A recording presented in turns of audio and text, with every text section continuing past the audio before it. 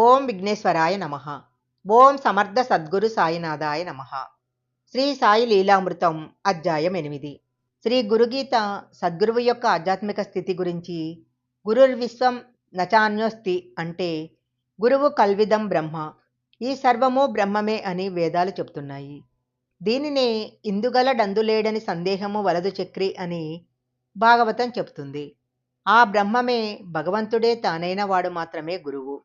శ్రీకృష్ణుడు అర్జునునికి విశ్వరూపము దర్శనమిచ్చినట్లే రెండవ దత్తావతారమైన శ్రీ నరసింహసరస్వతి స్వామి త్రివిక్రమ భారతి అనే సన్యాసికి కూడా ప్రసాదించాడు.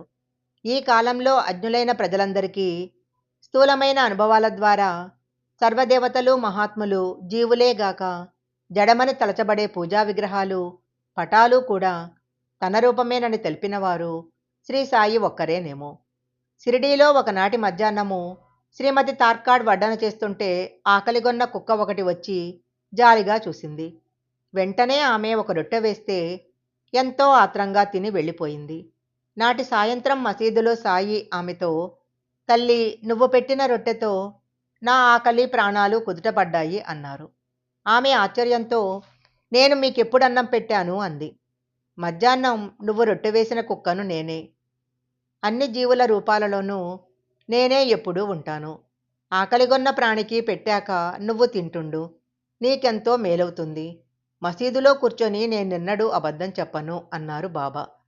ఒకరోజు సాయంత్రం సాయి మసీదు ముంగిట ప్రహరీకి ఆనుకొని నిల్చొని తాచా మొదలైన భక్తులతో మాట్లాడుతున్నారు. లక్ష్మీబాయి సిండే వచ్చి నమస్కరించగానే, అమ్మా, నాకెంతో ఆకలిగా ఉంది అన్నారు. ఆమె వెంటనే వెళ్ళి రొట్టెలు కూర చేసుకొచ్చింది. కానీ బాబా వాటిని పక్కనున్న కుక్కకు వేశారు. ఆమె చిన్నబుచ్చుకొని, మీకోసమని శ్రమబడి చేసుకొచ్చాను అన్నది. అప్పుడు బాబా, దాని ఆకలి తీరితే నా ఆకలి తీరినట్లే.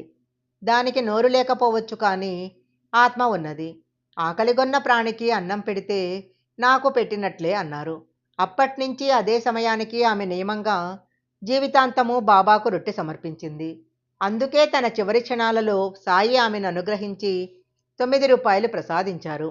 ప్రతి సంవత్సరము కొన్ని నెలలు శ్రీమతి కాపర్దే షిరిడీలో ఉండి నిత్యము భోజనం బాబాకు నివేదించేది.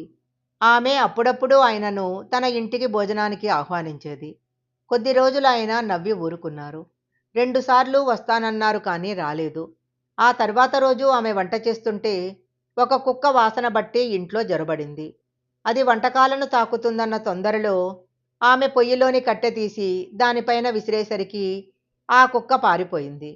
తరువాత ఆమె మసీదుకు నైవేద్యం తీసుకుపోగానే బాబా, నేను వస్తే మండుతున్న కట్టె నాపై విసురుతావా అన్నారు.